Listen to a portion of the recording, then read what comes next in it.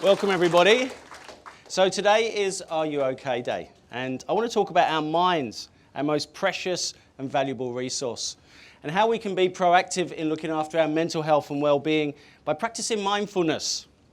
Now, before I start, I do have to ask the question, is anyone here skeptical about mindfulness or meditation? Does anyone think it's all a bit gurus, crystals, candles and sandals? Hippie woo-woo? It's okay, be honest. I got one in the back there.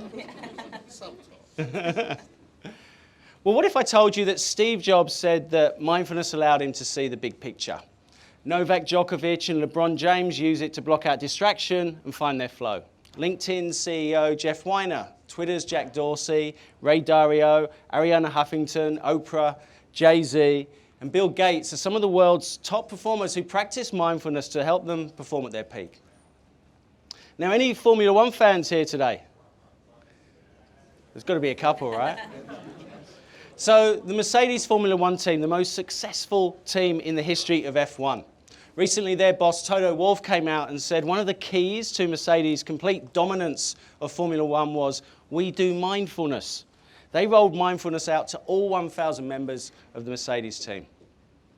Now, mindfulness is sweeping across the corporate world. Companies like Google, Apple, Nike, LinkedIn, Goldman Sachs. In fact, half the Fortune 500 now offer mindfulness training to their employees to boost workplace well-being, lower work-related stress, and improve performance.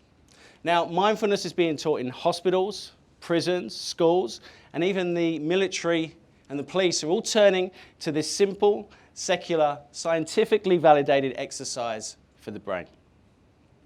So, what's driving the world's current fascination with mindfulness? Well, two trends.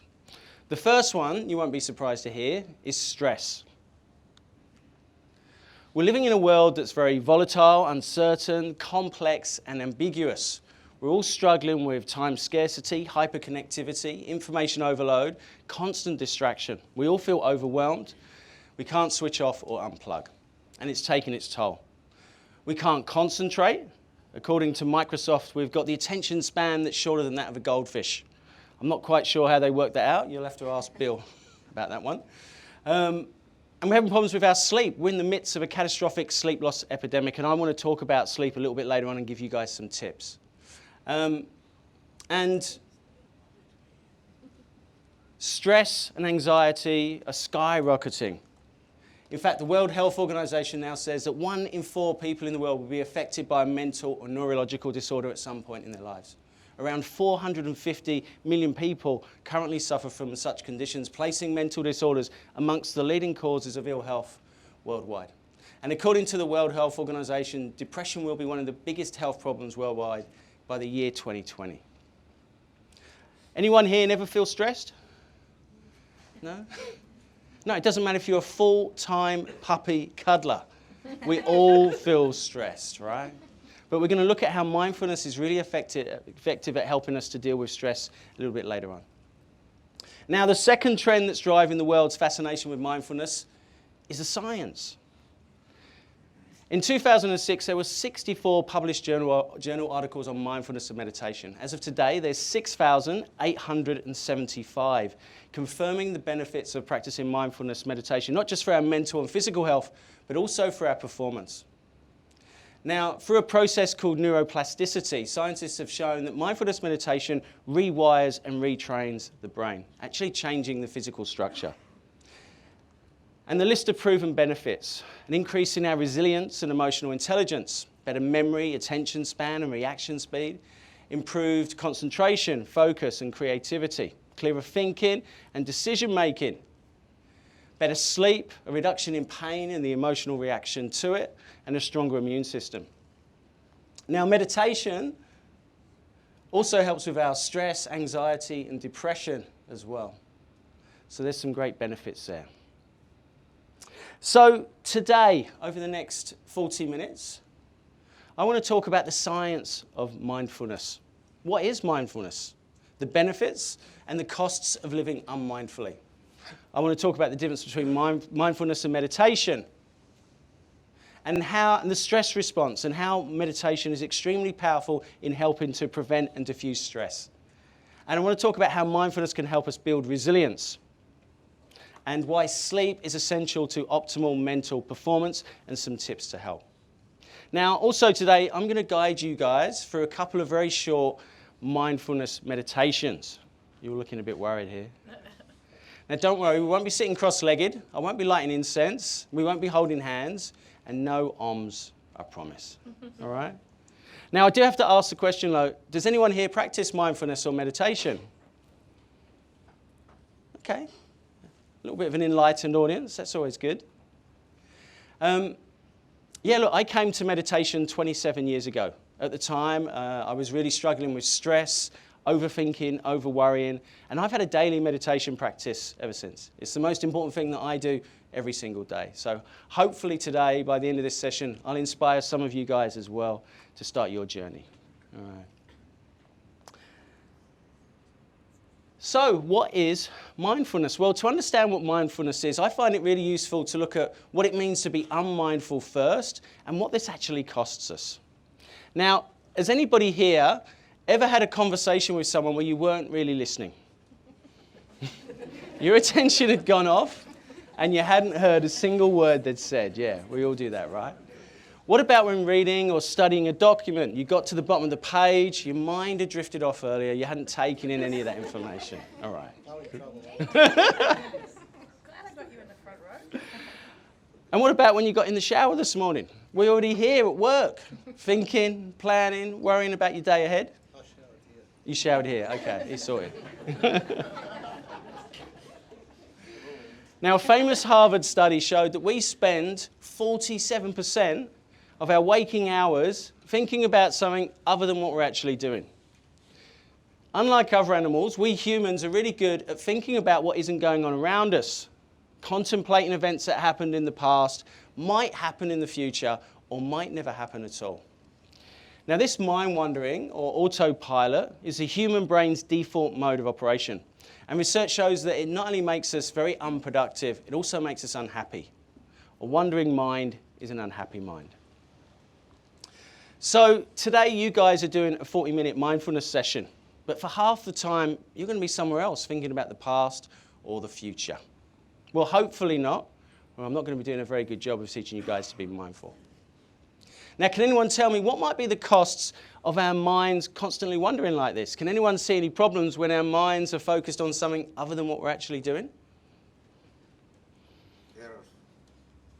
Errors happen. Errors, yeah. We make simple mistakes, right? When we're not paying attention. Absolutely. Anyone else? Not in the moment, yep. We're less productive, right? When we're less focused on what we're doing, yeah? We get caught out in embarrassing situations when we're not really listening. We get caught up in thinking that's unhelpful, rumination, catastrophizing, being self-critical and passing quick judgment. But we miss out on a lot of the experience of life when we're constantly thinking about the past and the future. Does that make sense? Yeah. Now, research shows that being unmindful leads to anxiety, depression, and also dementia. Yep. Being unmindful can lead to dementia later in our life. So that's unmindfulness, when our body's in one place and our mind is somewhere else. Now, mindfulness is the opposite. Body and mind in the same place at the same time. Mindfulness means being fully present, aware, and engaged in the moment. But it's also about developing an attitude of curiosity, acceptance, friendliness to ourselves, to our thoughts, to our feelings, to our emotions, rather than our habitual tendency to constantly judge and criticize everything, which we're really good at doing. So how do we cultivate mindfulness into our day-to-day lives? Well, two ways. There's the formal practice and the informal practice of mindfulness. Now, the informal practice of mindfulness is where we bring this mindful awareness into our everyday activities. We can be mindful while we're working, while we're communicating with each other, while we're eating, while we're exercising. Even washing up can be an opportunity to practice mindfulness, to be present and engaged and 100% focused on the task at hand. And the formal practice of mindfulness is called meditation or attention training, where we intentionally take time out of our day to practice. Now, when we do, we develop self-awareness, attention, focus, helping to keep us in the present moment. So in mindfulness meditation, we normally focus our full attention on a single object, like the breath, body, sounds, thoughts. Engaging the senses keeps us in the present moment. You can't feel something in the past or the future. You can only feel it right here, right now. Does that make sense? Yeah. So during our meditation, we focus our attention. Now, sooner or later, our mind's going to wander off and we're going to get caught up in thoughts. Completely normal. But as soon as we notice that, we just bring our attention back without judgment and evaluation, and we just start again and again and again.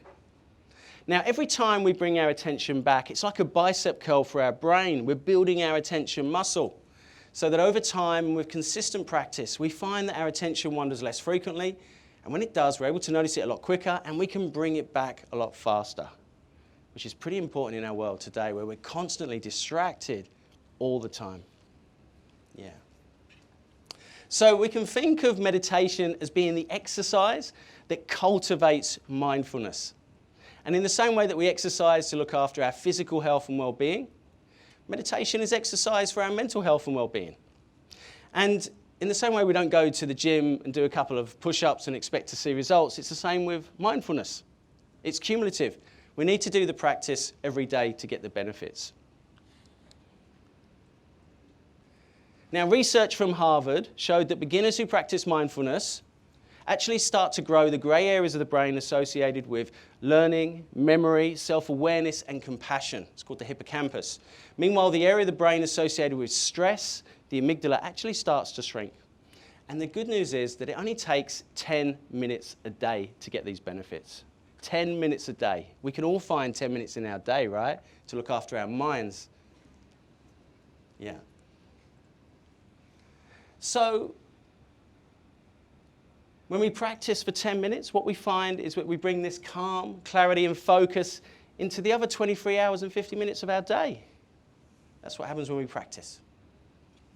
Now, one thing I do want to add, most people think that meditation is all about stopping your thoughts, which, unless you're Buddha, enlightened, or dead, is impossible. It's completely normal to have thoughts during meditation. It's not about stopping your thoughts. It's about learning to not get caught up in them, learning to step back and see them with a little bit of distance, and learning to have a better relationship with them. That's really what the essence of meditation is, learning to have a better relationship with our thoughts, with the voice in our head, which can be like a really annoying flatmate. Don't you agree? Some of the time? Yeah. So I think this is a perfect opportunity for us to practice our first mindfulness meditation. You guys up for it? Yeah? We're just going to do a 5-minute mindfulness meditation. So if you can make yourself comfortable, you guys that are standing, if you want to sit down, there's nothing wrong with sitting somewhere if you can find somewhere. Now, I will ask if you could turn your weapons of mass distraction, your phones, onto silent or flight mode would be good as well, if we could do that for this session. Okay. So everyone, make yourself comfortable. Make sure your back's nice and straight. If you can have your head, your neck, and your back all in line.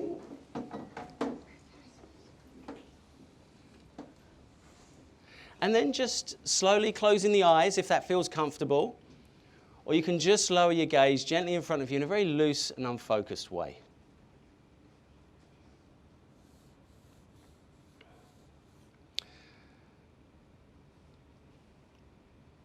And so we'll start this meditation by taking a couple of nice deep breaths. So I want you to breathe in through the nose, down into the belly, and then slowly out through the mouth. So breathe in. Breathe out. Breathe in. Breathe out. That's great. One more time. Breathe in. And breathe out.